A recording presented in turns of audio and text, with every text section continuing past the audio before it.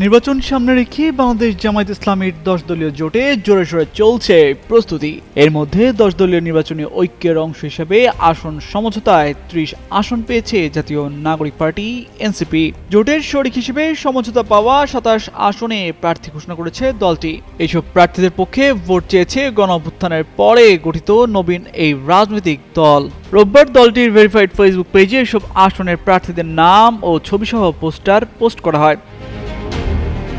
ফেসবুকে এনসিপির পোস্ট করা পোস্টারে উল্লেখযোগ্য প্রার্থীদের মধ্যে রয়েছেন ঢাকা 11 আসনের দলটির আহ্বায়ক নাহিদ ইসলাম, রংপুর 4 আসনে সদস্য সচিব আক্তার হোসেন, কুমিল্লা 4 আসনে দক্ষিণাঞ্চলের মুখ্য সংগঠক হাসনাত আব্দুল্লাহ এবং পঞ্চগড় 1 আসনে উত্তরাঞ্চলের মুখ্য সংগঠক সার্জিস আলমকে চূড়ান্ত প্রার্থী হিসেবে মনোনীত করা হয়েছে।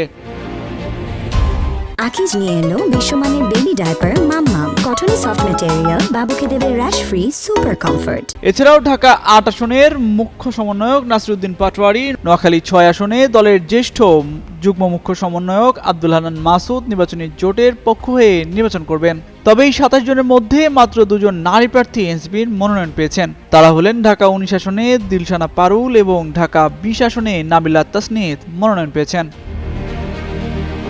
গত বৃহস্পতিবার রাতে রাজধানীর কাকরাইলে ইনস্টিটিউশন অফ ডিপ্লোমা ইঞ্জিনিয়ার্সের সংবাদ সম্মেলন করে 253টি সংসদীয় আসনে নির্বাচনী সমঝোতার ঘোষণা দেয় জামায়াত, এনসিপি সহ 10টি রাজনৈতিক দল। নির্বাচনী ঐক্যের শরিক হিসেবে 30 আসন পেলেও 47 আসনে দলটির প্রার্থী মনোনয়ন দিয়েছে।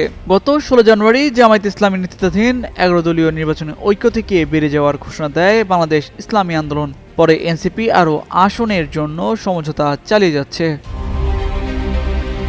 তামজিদ মির্জা, যুগান্ত নিউজ।